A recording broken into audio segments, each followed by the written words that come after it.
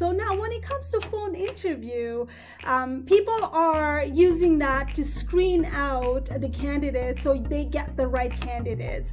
When do you get the phone interviews? You should be expecting the phone interviews any time when you are done applying for that role.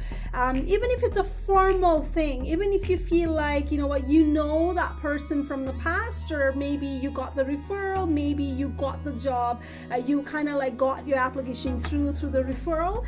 Treat that phone conversations as an interview, no matter how informal it could be. So they're basically trying to hear your voice. They're basically trying to see if there's any language barrier, if you have a right phone etiquette, you know, especially for those who want to go into the customer service industry. Phone screening is really crucial, and there's a reason for it that they are doing 1 hour phone interview, right? So there are a couple of things that you can focus on when it comes to phone interview. Is one thing that people tend to just not get it is when you get that call from HR or recruiter or employers, you know what, pick it only when you know it's the right time to pick it. Meaning if you're driving, there's no point of you to pick it. They will leave a voicemail. Let that go to voicemail and follow up accordingly. But don't pick the phone and start interviewing it, right? Because that's not professional, and that's really distracting as well. Agree to that? So let them know that, you know, you're in the middle of something, you're driving. If you do accidentally pick up that phone, then don't take it. There's no obligation for you to sit down and take that interview. Employers would have an interview slot, so they are trained to know that, you know what, people have life outside of the interview as well. I know you've applied for a job.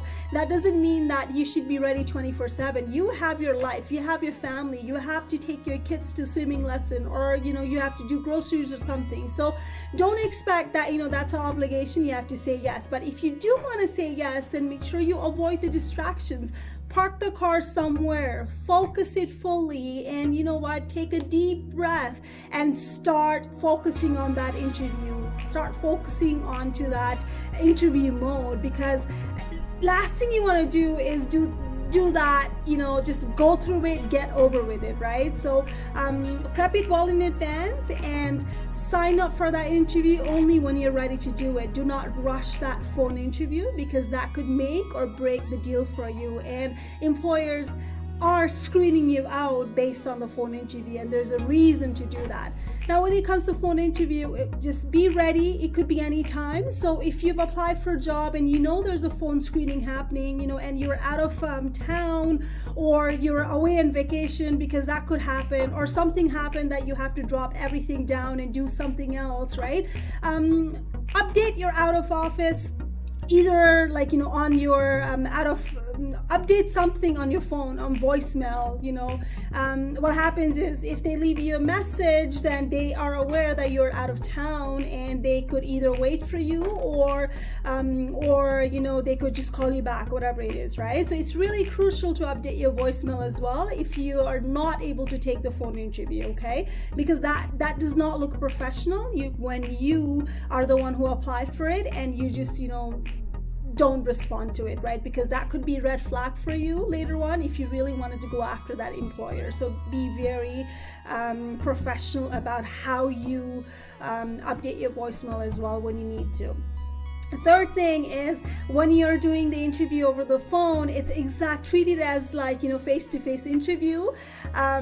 Go through the questions and everything in advance. Practice a lot for phone interview.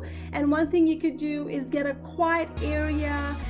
If you have a pet at home, dogs or something, make sure they're out the door. Make sure someone's babysitting them, even the kids as well. You know, make sure they are being watched, or better yet is send them out for a walk.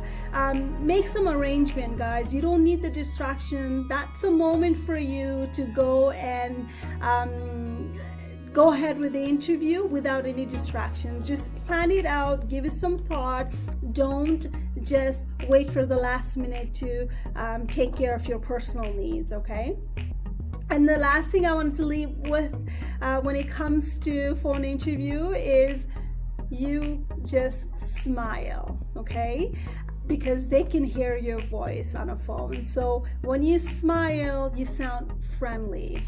They can hear your voice. And especially for those who are looking to get into the customer service world or contact center world, you know what? Smile means so much. Even anyone who is getting a phone screening, phone interview, let that personality come out on the phone.